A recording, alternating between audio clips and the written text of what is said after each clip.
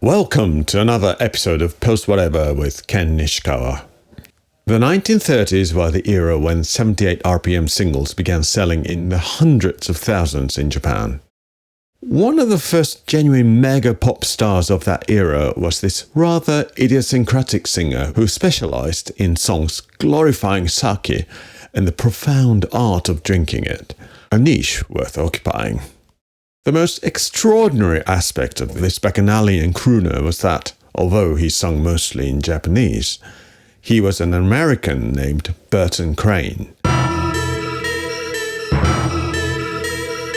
Crane had arrived in Tokyo as a financial correspondent for the Wall Street Journal and the New York Times. Whilst becoming a pop star may be many young people's dream nowadays, I am fairly confident that it was not what Burton Crane had penciled into his 5-year plan when he sailed into Yokohama in 1925. Now, when you watch a Japanese variety show on the telly, that peculiar institution featuring a rotating cast of so-called celebrities, there is guaranteed to be one individual the producers have deemed sufficiently foreign-looking. Like the gherkin in your burger. Nobody asks for it, nobody ordered it, and yet everyone seems to feel it should be there. These individuals are called gaikokujin talent, or foreigner talent, which is, I think you'll agree, a rather creative deployment of the word talent. Burton Crane is considered by many to be the forerunner of this tradition. However, I have a reason to believe that he was a little bit more than just a human garnish. Disclaimer. I am not discrediting those foreign talents or calling them human garnish. Far from it. If there is a point to criticize here, it is the way these TV shows use these people, essentially requiring them to declare how wonderful Japan is and to deliver suitably stereotypical observations from the expat perspective, which to me displays a total lack of imagination on the part of Japanese television producers and advertising agencies. But whatever sells, I suppose. That's their job. I understand it. I guess we are all doing what we can. Crane was born in Buffalo, New York in 1901. After he dropped out of the Princeton University, he worked as a journalist in Philadelphia, where he encountered a gentleman named B.W. Fleischer, the proprietor of an English-language newspaper in Japan called the Japan Advertiser. Fleischer offered Crane a position in Tokyo as financial editor, along with correspondent duties for the Wall Street Journal and New York Times. Crane accepted and moved to Tokyo with his wife in 1925. He was 24 years old, and the world was his oyster. As many Western expats are then and now, when Crane arrived in Japan, he didn't speak a word of Japanese. And again, much like many Western expats then and now, he acquired the language through the time-honored method of haunting cafes and bars, especially in the Asakusa district during the Roaring Twenties. Now, I should point out, Crane lived near the American embassy in Akasaka. It is extremely common for English-speaking expats in Tokyo to confuse Asakusa and Akasaka. They look and sound alarmingly similar, and many a promising engagement has failed to blossom owing to the proximity of the names. However, to anyone with even a passing familiarity with Tokyo's geography, they are on opposite side of the city. Bear in mind, this was an era when Tokyo had only one metro line, the Ginza Line, the oldest metro in Asia. What it lacked in underground railways, however, it more than compensated for above ground. Tokyo operated staggering over 40 tram lines connecting virtually every neighborhood in the city. They were gradually phased out after the war in favor of the underground railway system. And today, only one line survives, the Arakawa Line, recently rebranded as the Tokyo Sakura Tram, which sounds, I have to say, considerably more whimsical than the situation warrants. Crane would have had to navigate a bewildering cobweb of pre-war tram routes to get from Akasaka to Asakusa. And being a proud geek that I am, I looked into the matter. If you were to travel from Crane's residence in Akasaka to Asakusa Roku, the high street of cafes, bars, theatres, cinemas, striptease and other entertainments back in the circa 1930, you would have taken either the number 3 or 13 tram from Tameike to Hibiya, transferred to either the number 1 or 10 tram towards Ueno, and then transferred again either onto the Ginza line, which newly opened in 1927, mere 3 years before, or one of the several trams serving Asakusa. Given that these trams travelled at an average speed of somewhere between 10 and 12 kilometers per hour, and the distance between Akasaka and Asakusa is approximately 8 to 9 kilometers, factoring in transfer times, the journey would have taken young Burton Crane about a little shy of an hour each way. Now, here is a rather fascinating footnote, and I think even if you're not a geek like me, you would appreciate this, or at least find it remotely fascinating. Tokyo's public transport in the 1930s, trams predominantly, ran well past 1 o'clock in the morning, considerably later than today's service, which means Crane's last tram home from Asakusa would have departed around midnight, and he would have safely got back home in Akasaka, assuming, of course, that he had successfully navigated his way to the correct stop, boarded the correct tram, alighted at the correct stops, and made all the right transfers after having spent the evening testing the structural limit of his liver.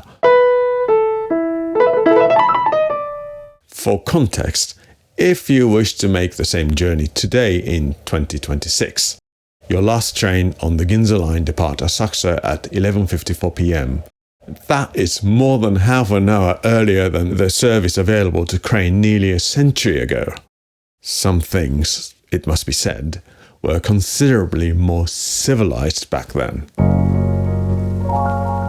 Now, Japan is the country that gave the world karaoke, which is to say, Japan understood that people do not merely enjoy singing, people consider it a basic human right.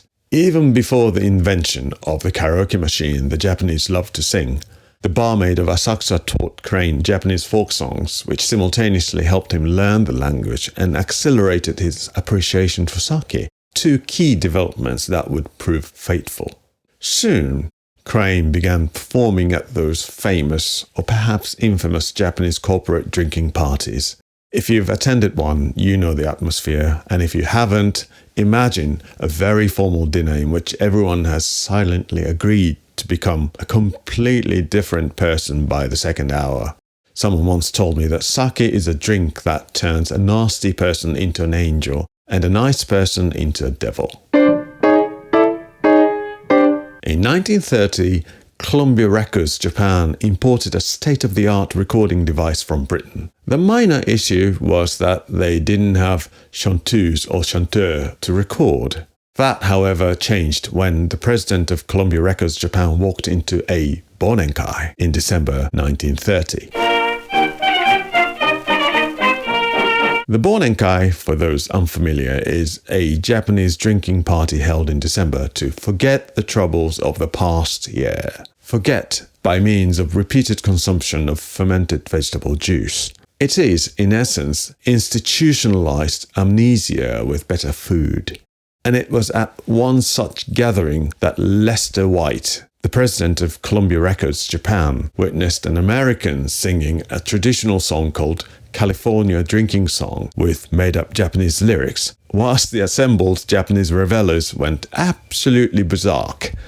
White knew he found the first pop star the Japanese public was waiting for. Crane recorded what was, at its core, a traditional drinking song with Japanese lyrics, or what he thought was the right Japanese words. By all accounts, he spoke pretty good Japanese, but it was by no means perfect. Anyhow, the song in question was rechristened Sake ga nomitai, I Want to Drink Sake. And the record label, with magnificent audacity, credited the songwriting to a Japanese composer and a lyricist. Life was simpler then. Well, certainly the legal profession was. Sake ga Nomitai was released in April 1931 and became an instant hit. It was said that if you walked along the Ginza street, you would hear the song drifting from virtually every cafe you passed. According to various accounts, the legendary actor Toshiro Mifune, who later became the defining face of the samurai film, counted it among his favorite songs and would sing it whenever he was sufficiently lubricated, which by all account was relatively frequent and often quite troublesome. Crane went on to record approximately 50 songs. Well, the accounts varies, but 50 songs between 1931 and 1936. But what is for certain is that of which around 30 recordings survived to this day. Most were novelty and or comedy numbers.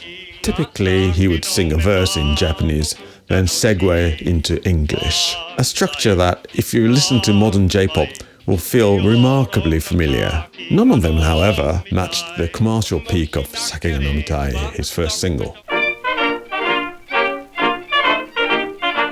My personal favorite are the duets he recorded with the Japanese chanteuse Kikuyo Amano, particularly Yoru no Gimbura, a song about night of over-drinking in Ginza, missing the last train or tram home, which is all too familiar to me, and being convinced by the lady at the bar to share a cab, with him paying the fare naturally.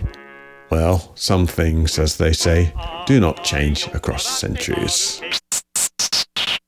Alongside his glorious, deeply improbable singing career, Crane was also a highly regarded financial journalist. Yes, he kept his day job, and by all accounts, a ferocious editor. I have a very good friend named Robert Harris. He's a writer and a radio DJ. His father, J.B. Harris, was also a celebrated English language broadcaster in post-war Japan. And as a youngster, he worked as a staff writer at the Japan Advertiser under Burton Crane.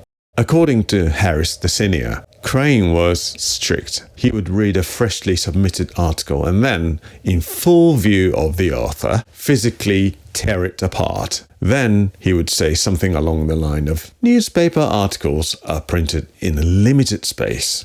Adjectives are nothing but decoration. So keep them to an absolute minimal. Verbs are what matter. Study your verbs. Learn to write the shortest sentence you possibly can." I'm pretty sure Hemingway would agree with him. Burton's wife, Esther, also had become quite a socialite in 1930s Tokyo. Their daughter Sylvia was born there in 1926, and by all accounts, the family was deeply settled and had no particular desire to leave. But history, as it tends to do, had other ideas. On the 26th of February 1936, the event now known as the Nini-Roku incident shattered the relative calm of Tokyo. A group of young radical officers of the Imperial Japanese Army led approximately 1,400 troops in a coordinated series of attacks across the capital, assassinating several senior government and military figures and occupying key areas of central Tokyo. Martial law was declared. The uprising lasted 4 days. 3 of the officials killed were men who had attended an American embassy reception the very night before, a reception at which Esther Crane was also present. The coup unfolded virtually on the Crane's doorstep. Tension towards Americans grew. And yet, even then, Esther didn't want to leave. She considered it a phase. It will subdue and disappear with time. Burton, however, being a journalist, had a rather more clinical grasp of the trajectory. He suggested that he would go to New York alone to explore career prospects, and if he landed on a good job, the whole family would relocate. And that's precisely what happened. 6 months after Burton left Tokyo, Esther and their daughter Sylvia also left Japan. In retrospect, this was a wise decision. During the war, Burton Crane's knowledge of Japanese language and culture led to a role with the Office of Strategic Services, the US Wartime Intelligence Service. I have always found this quite poignant because, although Crane himself was not directly involved, Kikuyo Amano, the singer who had shared so many of those comedy duets with him, was among the roughly 100,000 people who perished in the firebombing of Tokyo on the night of March the 9th and the 10th, 1945. She is said to have been killed in Asakusa, the very neighborhood where Crane had spent so many wonderful evenings singing, drinking, and occasionally finding his way home.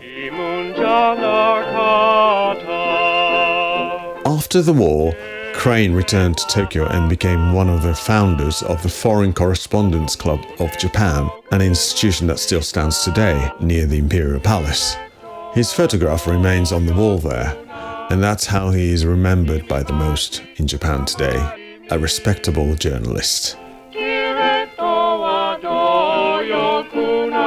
As we all know, the peace in the Far East did not hold. In 1950, war broke out on the Korean Peninsula, and Burton Crane was amongst the first American journalists to reach Seoul before it fell to the North Korean army. He sustained a serious head injury in the fighting and eventually returned to the United States, never to set foot in Japan again.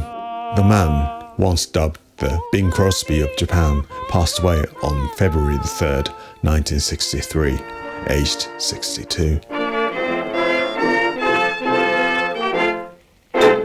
Burton Crane led a life of spectacular, improbable range. Now, think about it. He was a pop star in 1930s Tokyo, an intelligent operative during the war, a founding member of one of Asia's most storied press clubs, war correspondent during the Korean War with a head wound to prove it, and somewhere in between all of that, he found time to write a book about stock market investing titled The Sophisticated Investor, which is what he is best remembered for in the United States. Burton Crane allegedly also wrote several theatre plays and attempted to sell them to the Broadway companies. A venture proved to be unsuccessful, unfortunately. His music is, I think, a genuine time capsule. A young American journalist out late in pre-war Tokyo, making the night of it. It was classified as jazz, though in Japan at the time, jazz was essentially a synonym of any Western popular music. In other words, any tune that wasn't in traditional Japanese scale. Any up-tempo song in a Western scale was cheerfully and rather erroneously labelled jazz. Equally, anything with a melancholy or generally in minor scale was, with equal confidence, called blues. Neither label was musicologically accurate, but nobody seemed especially troubled by that. Well, that's Japan for you. His recordings can be found on streaming platforms, though I should warn you, his audiobook of The Sophisticated Investor tends to come up first in the search result, which is in itself a kind of epitaph, I suppose, but you may have better luck on YouTube. Another historic note here. Sorry, this episode is just getting too long for my own personal liking, but anyhow, Crane was probably the second Westerner ever to record his voice on Japanese soil. The title of the first ever Westerner to record his voice on Japanese soil goes to this Australian-born British comedian and rakugo storyteller, Character Black, born Henry James Black, who recorded for the British Gramophone Company in 1903, 28 years before Crane stepped anywhere near a microphone. And this historic recording can also be found on YouTube. And it's fascinating. I mean, it's literally full of noise, but 1903, it was like literally just a few years after any means of recording audio was invented. Anyhow, the life of this gentleman, Character Black, is equally extraordinary, but that is a story for another episode. This has been Post Whatever. If you found any of that remotely useful or even mildly diverting, do consider liking and subscribing. I'm told it makes an enormous difference, although I must admit I cannot say I've noticed any. Until next time, I'm Ken Nishikawa, and let us raise a glass to the soul of Burton Crane, a man who came to Japan to cover the economy and somehow ended up being the economy's most entertaining byproducts.